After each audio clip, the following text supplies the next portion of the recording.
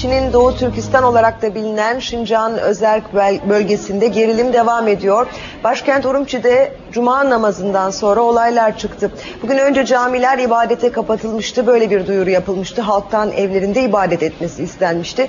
Daha sonra bazı camilerin önünde kalabalıklar toplanınca ibadete açıldı bu camiler. Bir grup namaz sonrasında, küçükçe bir grup namaz sonrasında protesto etkinliği yapmak isteyince polis müdahale etti. Bazı Uygur Türkleri gözaltına alındı. Kentte yeniden sokağa çıkma yasağı ilan edildi.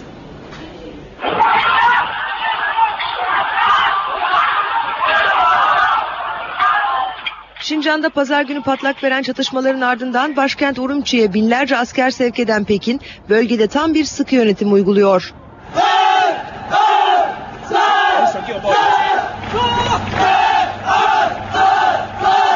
Çinli nüfusun Uygurlara oranla daha fazla olduğu Urumçi'de Cuma namazı sonrasında olay çıkmasından endişe eden Komünist Parti yetkilileri camileri ibadete kapattı.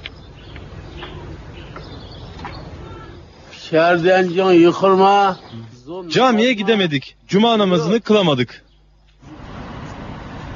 Camilerin çevresine ve minarelere Çinli askerler yerleştirildi.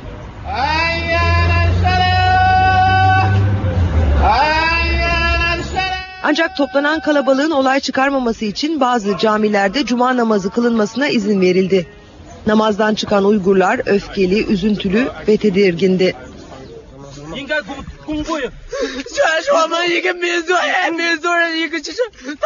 Ölenlerin tümü bizim halkımız, bizim kardeşlerimiz.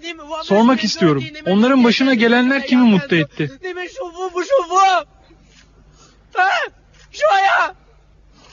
I don't want to speak about the situation. Ben konuşmak istemiyorum. Çünkü Çinlilerden korkuyorum. Yönetimden korkuyorum. Konuşamam. So I can't speak.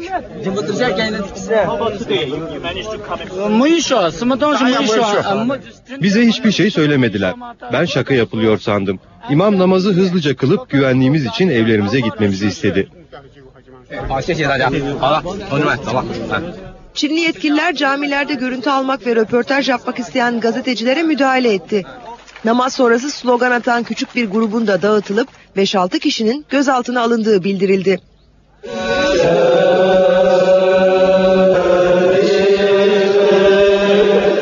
Başkent Pekin'deki Uygurlarsa Urumçi'de ölen soydaşları için cenaze namazı kıldı, gözyaşı döktü. Çin yönetiminin atadığı imamların hutbe sırasında hükümet ağzıyla konuşması ve protestolara katılanların Uygurları temsil etmediğini söylemesi dikkat çekti. Çin yönetimi nüfusun %90'ını Uygurların oluşturduğu Kaşgar kentinde de baskıyı artırdı. Yabancıların kente girişi yasaklandı. Kaşgar'daki gazetecilerle yabancılara da kenti terk etmeleri